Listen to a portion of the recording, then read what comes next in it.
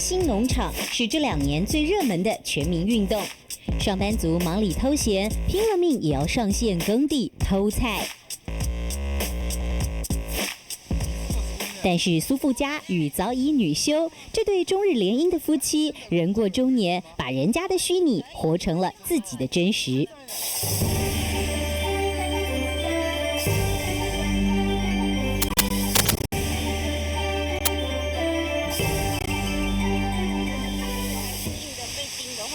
一辈子生活在吵杂都会的2个人，居然可以回到山林开垦，而且还活了下来。难怪粗食的生活笔记变成书，成了新话题。所以呢，这个读者回响呢，我们其实截至就是说到那个9月中的时候，那这个截止之后呢，有数百封。那这个数百封可能也许在其他单位啊或其他的那个媒介来看，也许并不算多。可是以一个书籍的办的活动来讲，其实这个回响已经算是很好的了。书中描写的世外桃源，我们的摄影镜头就这样一探究竟。粉丝昵称糖糖老师的祖父家，在山里一早起床，并不是忙着看护风雨刚肆虐过的菜园，反而穿起雨鞋，拄着木杖，伙同妹妹悠闲地探访水源地。我从来不知道什么叫做压力啦，不过到这里呢，真的是完全的放松，而且那是一种满足感。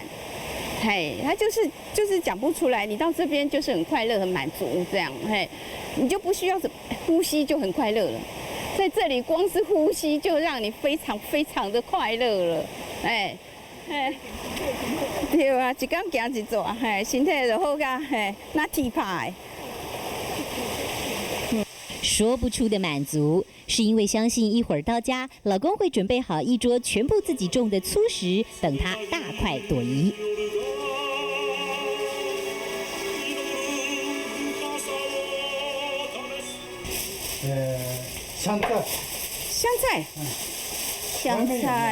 香菜不是刚才你收了吗？没有收呢，没有收。好，那我去外面找。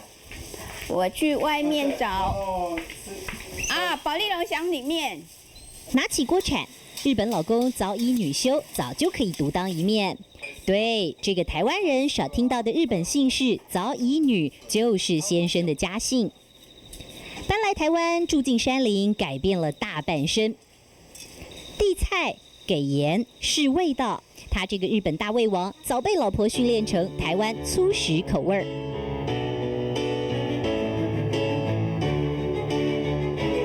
以前是有不一样，可现在呢，没有那么差呢。其实台湾的米也是很好吃啊。现在的米是有改良很多嘛，对不对？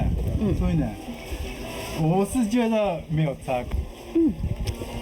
这好香哎，这是用我们的那个红烧汤圆汁。对，是用红烧汤圆汁去卤的。做的。标准的粗茶淡饭，一切是自己流汗耕种。每顿饭伴着青山浮云，一张口瞬间成了美味珍馐。就外面这像便当一样，味道不一样的。在外面吃，就最好是像便当一样那个话。哦，带便当的。看风景啊，然后看风景吃饭。对，野餐。来，像野餐一样，这个是。师傅上去呢。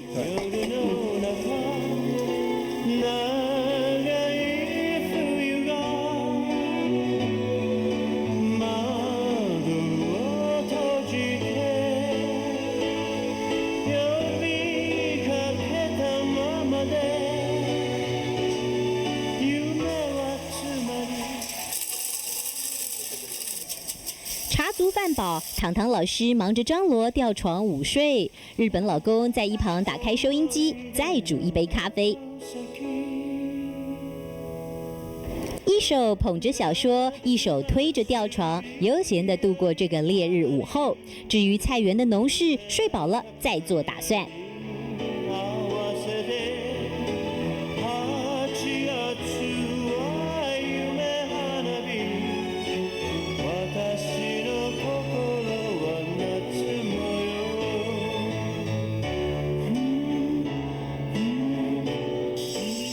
耳朵听着鸟叫虫鸣，眼睛看着日升日落，时间在这里失去意义。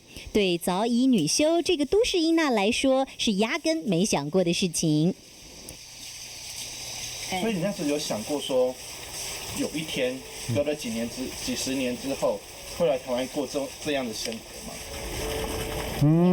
没有想过，当然没有想过啊，那个时候没有想，在台湾有那么久也是没有想嘛，对啊。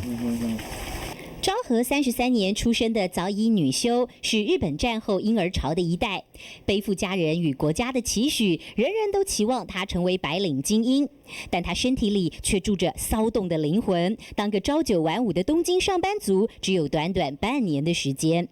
日本的那个后来很忙，那几点到几点的工作比较少一点，很短时间啊。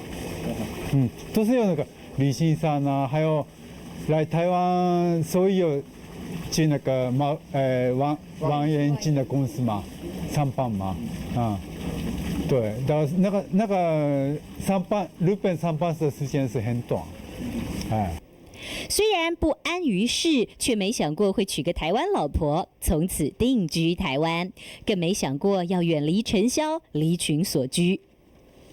对，他的影响很大，对。那个时候是比较都是台北市，现在也是台北市的生活比较多啊。对，有时候来这边呢，这里也是可以，台北也可以的人嘛。年轻的时候我并没有喜欢来山上年轻的时候，就是那8年前忽然想来山上，然后就心想事成。发生什么事？8年前，心念一转，两人从都市丛林走进真正的山野。但真正令他们惊喜的，并不是举目所望的山光水色，而是触手可及的大自然宝藏。来吃的。龟鸟吗？那就龟鸟。对，龟鸟，你只要看到有毛毛的，不要踩就好了哈。好像这个是丰富的野菜知识，原来是老祖宗流传下来的智慧。苏富家形容，在这里不用付出就能获得，一切都是老天爷的恩赐。编辑这本书的林小玲对这样子的生活虽不能至，心向往之。他们夫妻2个现在正在实践这样的生活，然后我们这些可能上班族的，好吧，我们如果没有时间，可能去过假日农夫的营，那我们是不是也可以回头我们自己来做这样的简单的粗食？结庐在人境，而无车马喧，是这对夫妻最佳写照。在台湾不乏这样的乐土，但要能放下心中挂碍，以自然为师，学习生活，才是这对终日联姻、千里相遇的夫妇最不平凡的决定。